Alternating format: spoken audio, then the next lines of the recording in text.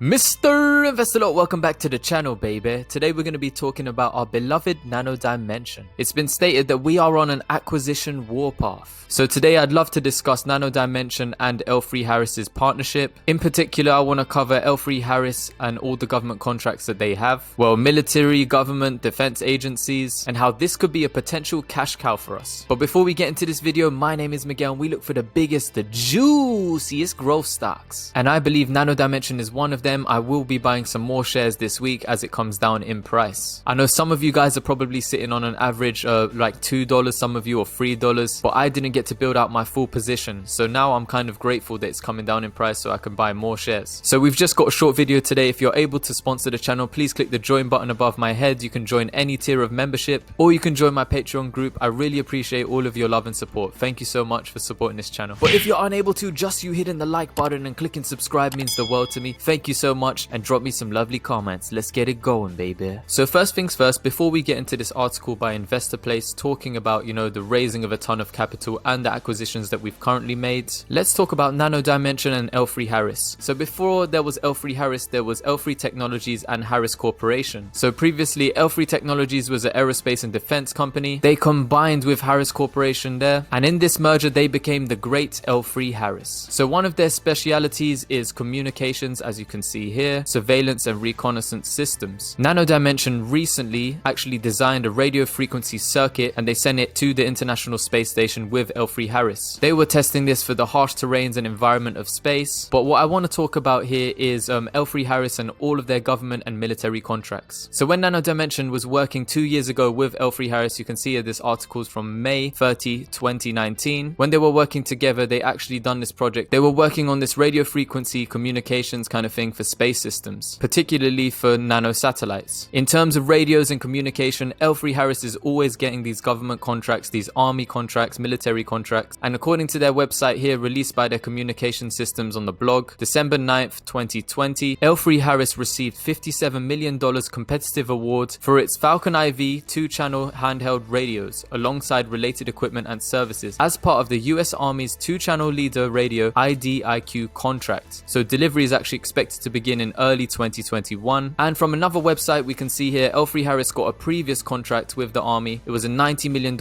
Army contract for radios, spares, and services. And if you look into the past, they're saying here, the service branch awarded a multi-year $1.7 billion foreign military sales contract to Harris 3 years before its 2019 merger with L3 Technologies. So when companies get these big contracts, we're talking about juicy defense contracts, they're quite big. You can get like a few million here, a few million there. But if you look at the overall contract, like with this contract, they're stating it's part of a contract called the IDIQ contract. And when you see the IDIQ contract includes a 5-year base and an additional 5-year option with a ceiling of $3.9 billion. The Army expects to purchase approximately 100,000 2-channel leader radios under the IDIQ. And when these deals come into place with, government, army, they've got so much money to spend on defense, it's ridiculous. So L3Harris actually is known for its leadership in software-defined tactical communications. They have a long history of being awarded government contracts and military contracts. We also need to remember this Bazinga article and remember what Kathy Wood said. She said originally, it used to be a 3D printed circuit board company. Now Nano Dimension has broadened itself into a 3D printed technology device company. And when she looks to put her money and invest into certain companies, she said one of the most important things about Nano Dimension's story is their contracts they are winning from defense agencies.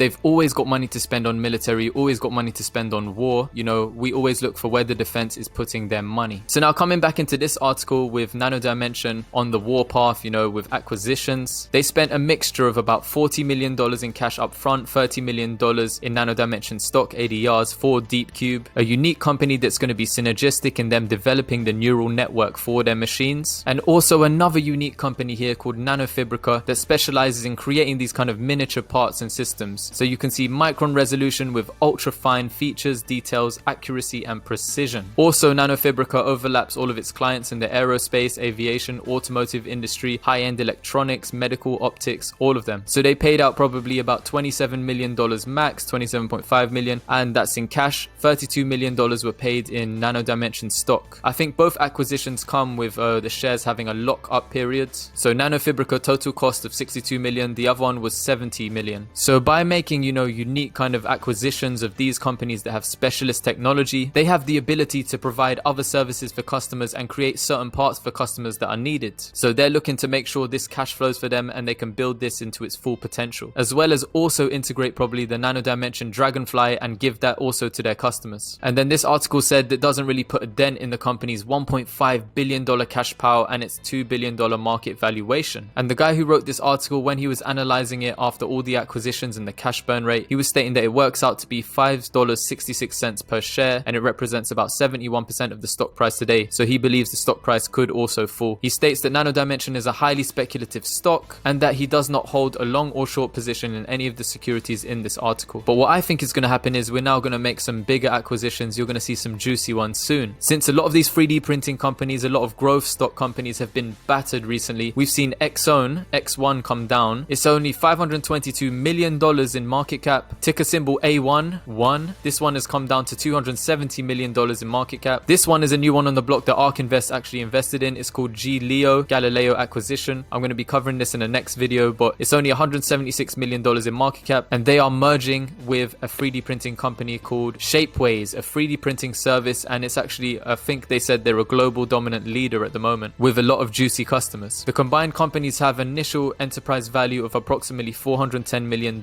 So in terms of acquisitions right now, if we're on an acquisition warpath, we can actually afford a few of these companies, even if we pay a premium and put a cherry on top. So the question is, who are they going to acquire that has the right customers, that, you know, they're able to have access to certain markets where they can sneakily integrate the Dragonfly Pro, you know, pass it on to those customers. With Nano Dimension, we still have 120 institutional owners. It's sitting at about 15.6% institutional shares. Obviously, ARK has done its homework and they've added it to so many of their ETFs. And there are some new positions and actually increased positions coming. There are also some people who are exiting Nano Dimension as of this time, including Belvedere Trading. But some of the new positions and increased positions that we saw with Bingo stock, actually BNGO, we're also seeing the same companies opening positions or increasing positions in Nano Dimension, including these two. I think I saw Simplex Trading there and Cutler Group, both of them increasing their position by a certain percent, 26%, 51%. With ARK Invest, they've barely sold any of them. They're still sitting on a load of shares, and it's just their algorithm trimming to make sure that the weighting is proper in their portfolios. So judged by the weighting here on the left, as you can see, it looks like in their ARK-Q portfolio, they want to have it just below 2%. This is still $64 million worth, nearly 65. In ARK-W, it's 5.3 million shares, another $40 million at this moment in time. And then their passive ETF PRNT, their printing one, you've got $14.9 billion. And they also have it in their Israel Innovation ETF, $6 million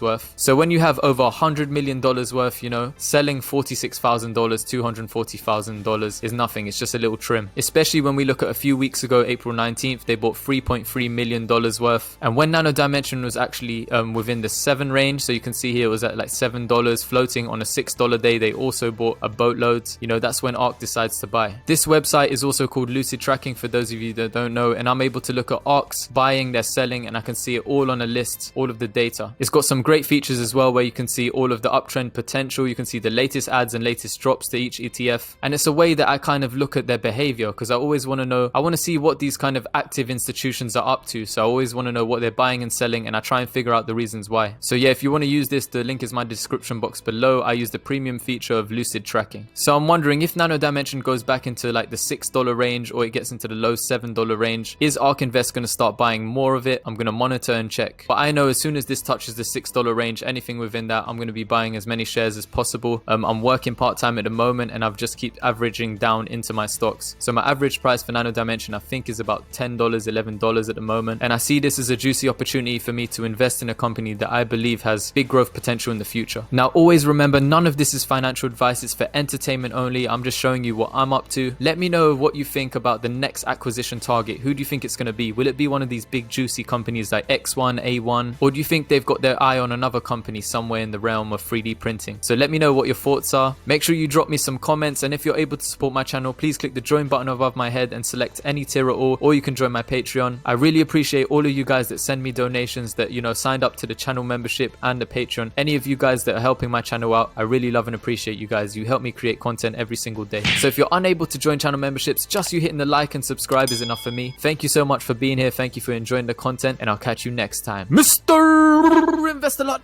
over and out, baby.